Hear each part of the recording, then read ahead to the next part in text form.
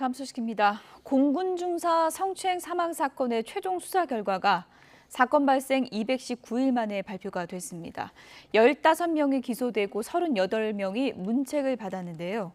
하지만 부실한 초동 수사 관련자나 지휘부는 단 한 명도 기소되지 않았습니다. 결국은 용도사미가 됐다. 이런 비판이 나오고 있는데요. 국방부에 나가는 취재기자 연결돼 있습니다. 이승윤 기자.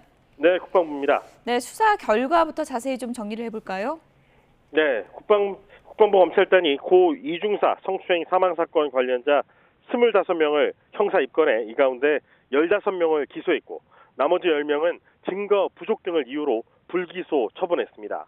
형사 입건자 25명과 입건되지는 않았지만 비행 사실 등이 확인된 14명 등 전체 39명 중에 38명이 문책 대상이라고 밝혔습니다. 나머지 한 명은 2차 가해 혐의로 구속 기소됐지만 국방부 수감시설에서 극단적인 선택을 했던 20비행단 노모 상사입니다. 앞서 지난 7월 9일 한 차례 중간 수사 결과를 발표했던 군 검찰단은 지난 석 달 동안 초동 부실 수사 규명에 주력해왔습니다. 특히 창군 이래 처음으로 독립적인 수사를 보장하겠다며 민간과 유사한 기능에 특임 군 검사까지 전격 투입했습니다.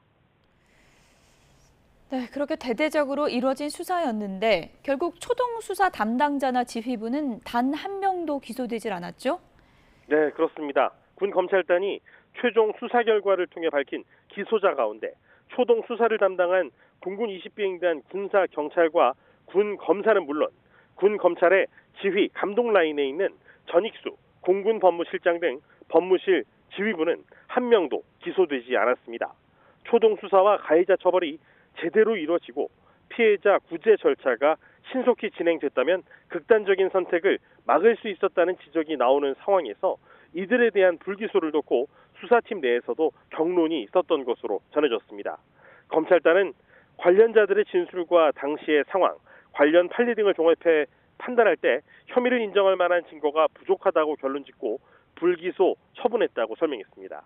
기소된 15명 가운데 공군본부 군사경찰단장이 포함되어 있긴 한데 이 부실 수사 혐의가 아닌 상부 허위 보고와 관련한 혐의가 적용된 겁니다.